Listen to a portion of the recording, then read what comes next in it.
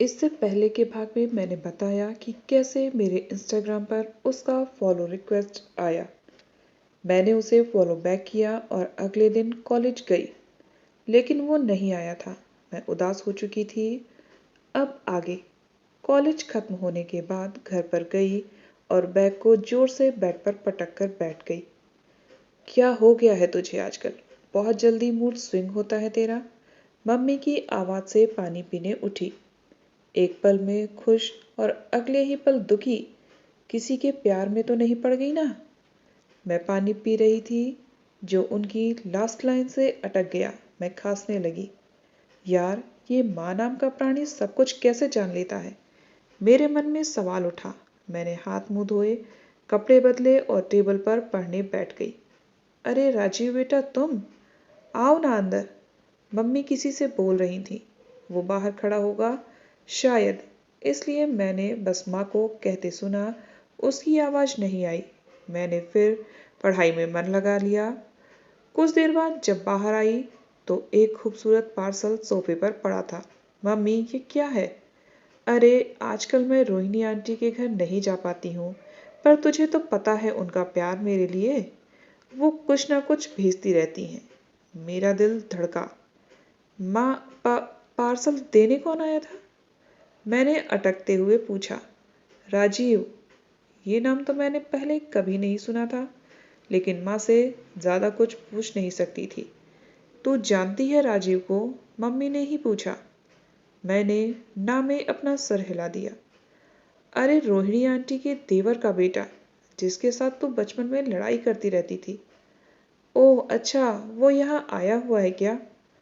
बेटा, तुझे तो कुछ पता नहीं होता।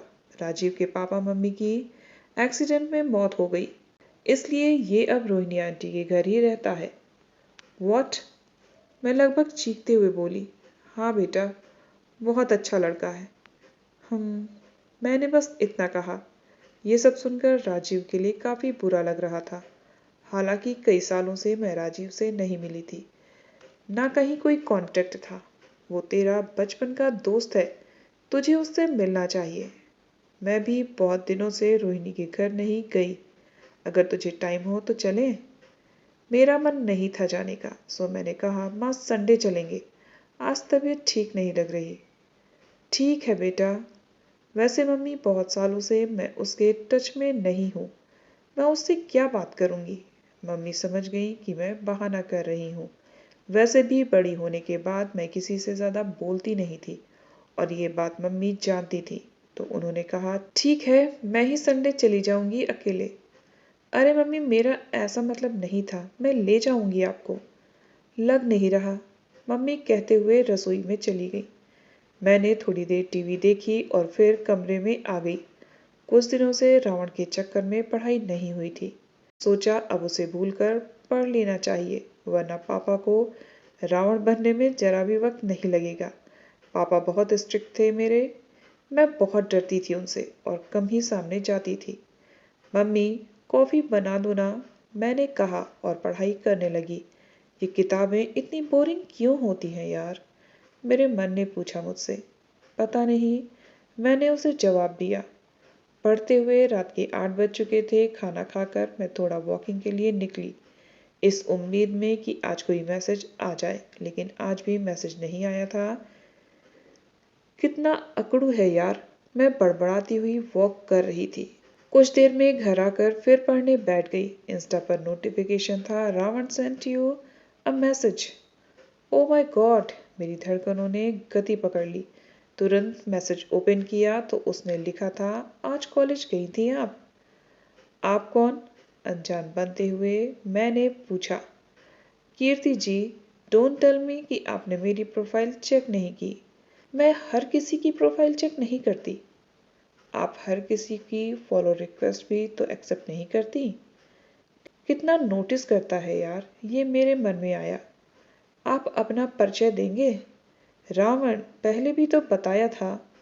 असली नाम बताओ। कल कॉलेज आओगी? हाँ, मैं तो आज भी आई थी। लंगूर, तू नहीं आया था, मेरे मन ने कहा। हाँ, मैं तो आज भी आई थी। लंगूर, तू नहीं आया था, मेरे मन ने कहा। कल मिलकर बताता हूँ आपको मेरा असली नाम। मैं खुशी से कमरे में नाच रही थी। तुमसे मिलने को दिल करता है, रे बाबा तुमसे मिलने को दिल करता है, तुम ही हो जिस पे दिल मरता है। जोर जोर से गाते हुए मैं घूम रही थी। अरे ओ पागल, रात हो गई है, या तो पढ़ ले या सो जा, पापा थके हुए हैं, मम्मी की आवाज थी। सॉरी मम्मी, मैंने कहा और बिस्तर में कूदकर तकिए में मुंह छुपा लिया। अरे अभी तो सिर्फ बात हुई है, दोस्ती भी नहीं और तू इतनी खुश है। सोच, उसने आई लव यू कह दिया तो हार्ट अटैक ना आ जाए तुझे। मेरे दिल ने कहा। उसके बारे में सोचते सोचते कल के इंतजार में न जाने कब मैं सो गई। क्या हुआ था अगले दिन कॉलेज में? क्या उसने बताया अपना असली नाम या फिर कर दिया मुझे हर्ट? जानने के लिए पढ़ते रहिए मेरी कहानी पागल।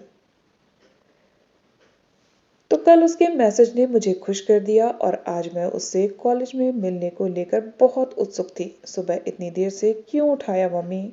मैं आज लेट उठी थी और मम्मी से बोली, ऐसा अक्सर होता है जब हमें कहीं जाने की जल्दी होती है तो हम वहाँ लेट पहुँचते हैं। मैं जल्दी से तैयार हुई। आज मैं रोज से थोड़ा ज़्यादा तैयार हुई थी। आज मैंने ब्लू डेनिम पर गुलाबी कुर्ता पहना था और खुले बाल रखे थे। आंखों में काजल लगाया था और हल्के गुलाबी रंग की लिपस्टिक, क्योंकि कॉलेज में गहरा रंग अच्छा नहीं लगता। कॉलेज पहुंची तो आज सभी मुझे घूर कर देख रहे थे। अरे इसे क्या हुआ है? आज इसका बर्थडे है क्या? प्रिया ने कहा, जो मेरी ही क्लास में थी।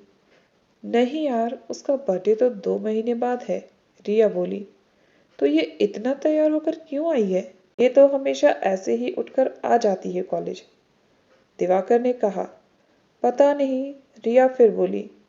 आज सच में मैं पहली बार ढंग से तैयार होकर कॉलेज गई थी। एक सीक्रेट बताऊं? कई बार मैं कॉलेज सिर्फ ब्रश करके चली जाती थी और बस बाल बना लेती थी। मैंने क्लास अटेंड करी और बाहर कॉलेज के गार्डन में एक बेंच पर बैठी थी। वह पीछे से आकर बोला, हेलो कीर्ति जी। मैंने उसे देखा तो मैं बस उसे देखती ही रह गई।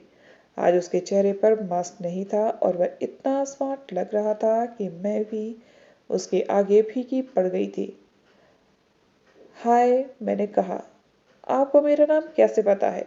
क्योंकि इंस्टा पर तो मैंने अपना नाम नहीं लिखा है। और आपको पता कैसे चला मेरा इंस्टा आईडी? और आपको पता कैसे चला मेरा इंस्टा आईडी? ढूंढने से तो भगवान मिल जाते हैं कीर्ति जी। फिर आप तो ठहरी एक मामूली लड़की। व्हाट? मामूली? तो मिस्टर, आपको इस मामूली लड़की से क्या काम है? उसके जैसा ही एटीट्यूड लाकर मैं बोली। सोचा आप इतनी भी बुरी नहीं है, दोस्ती कर ही लो। आफ्टर ऑल हम एक ही कॉलेज में हैं। आपको कोई और दोस्त नहीं मिल रहा? जब मैंने कहा तब तो एटीट्यूड दिखा रहे थे। कहते हुए मैं जाने के लिए उठ रही थी तो उसने फिर मेरा हाथ पकड़कर बैठा दिया और कहा, माफ भी कर दो ना। उसने अपने कान पकड़ लिए। उसका मासूम चेहरा देखकर मैं मुस्कुरा दी। तुम बार बार मेरा हाथ मत पकड़ा करो। मैं तो पकड़ूंगा, उसने कहा। फ्रेंड्स, उसने हाथ आगे बढ़ाया। मैंने भी उसके फ्रेंड्स, उसने हाथ आगे बढ़ाया। मैंने भी उससे हाथ मिला लिया। लेकिन नाम तो बताओ। अब भी मैं उसका नाम नहीं जानती थी। रावण।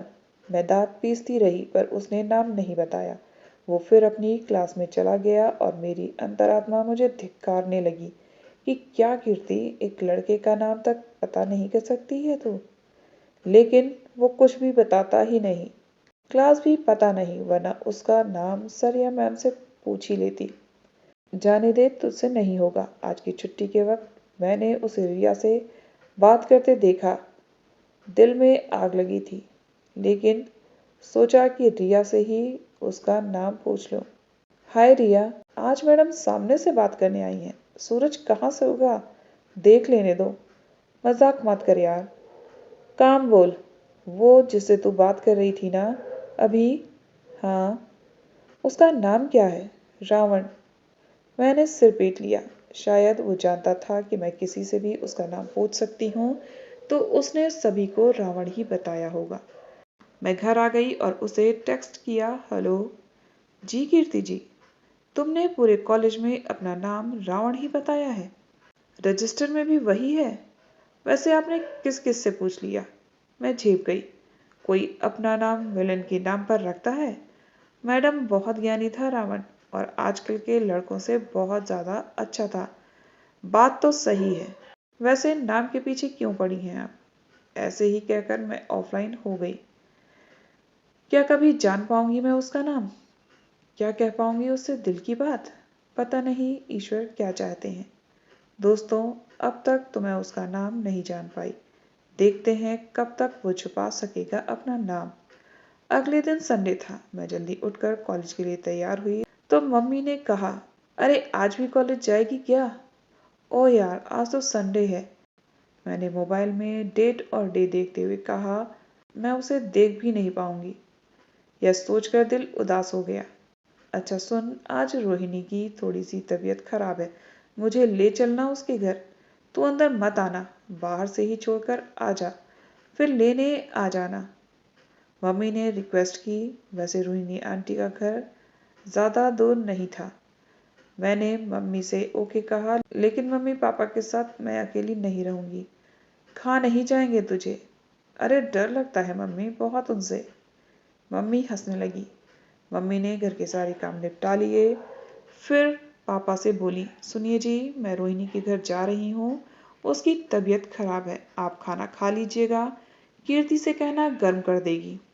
कीर्ति को लेकर जाओ, मैं खाना गर्म कर लूंगा, पापा ने कठोर आवाज में बस इतना कहा। मम्मी ने मेरी ओर देखा। वैसे भी मैं पापा के साथ अकेले रहने में डरती थी, सो मम्मी के साथ जाना ही उचित लगा। मैंने जीन्स के ऊपर येलो टॉप पहनना और हल्का सा बन बालों का बना लिया। मैं कभी ठीक से तैयार नहीं होती थी। रोहिणी आंटी के घर के बाहर से ऐसा लगा कि मैं अंदर ना जाऊं। मम्मी, मैं आसपास यहीं कहीं बैठती हूँ, आप फ्री हो जाओ तो मुझे बुला लेना। कहाँ बैठेगी? अंदर ही चल, मम्मी ने कहा। मैं कुछ कहती उससे पहले रोहिणी आंटी की बेटी मिशा आकर बोली, अरे आंटी आइए ना, कीर्ति आओ ना अंदर। अब मैं उसे कैसे मना करती? बचपन में वो मेरी सबसे अच्छी दोस्त थी। वो मुझसे बड़ी, लेकिन हम अक्सर साथ खेलते थे। उसने बुलाया तो मुझे अंदर जाना पड़ा। मम्मी रोहिणी आंटी से मिली। आंटी ने मुझसे हालचाल और पढ़ाई का पूछा और मैं मिशा के साथ बातें करने लगी। राजीव दिखाई नहीं दे रहा। मम्मी ने पूछा, पता नहीं मम्मी को राजीव से इतना लगाव क्यों है। मेरे दिल से आवाज आई। राजीव, मिशा ने आवाज दी। वह सीढ़ियों से उतरकर आ रहा था। जब मैंने देखा तो उसके पैर दिखे। मैं उसे अनदेखा करना चाह रही थी तो मैंने नजरें हटा ली। वह नीचे आया, उसने मम्मी के पैर छुए और कहा, अरे आंटी, आज आप यहाँ कैसे? उसकी आवाज ने दिल की धड़कनें बढ़ा दी। हाय कीर्ति, उसने मुझसे कहा। तुम मिल चुके हो? मिशा ने पूछा। हम एक ही कॉलेज में हैं, राजीव बोला। मैंने हिम्मत करके फिंगर्स क्रॉस करके पलकें उठाकर उसकी ओर देखा तो दिल इतना जोर से धड़का जैसे मुंह से बाहर आ जाएगा। रावण, मेरे मुंह से निकला। सभी मेरी ओर देखने लगे। मिशा हंसते हुए बोली, इसने तुम्हें भी यही नाम बताया? इसी नाम से फेमस है ये। हाँ, इसने मुझे भी अपना नाम नहीं बताया। मैं तो शॉक्ड हूँ इसे यहाँ देखकर। मैंने शिकायती लहजे में उसकी ओर देखा। सॉरी बाबा, मुझे मजा आ रहा था तुम्हें परेशान करने में। चलो अच्छा है तुम कीर्ति के कॉलेज में हो, अब मेरी टेंशन खत्म, मम्मी ने कहा। क्या टेंशन थी आपको? मैंने पूछा। अरे लड़की हो, कोई परेशानी हो जाए तो टेंशन रहती है ना।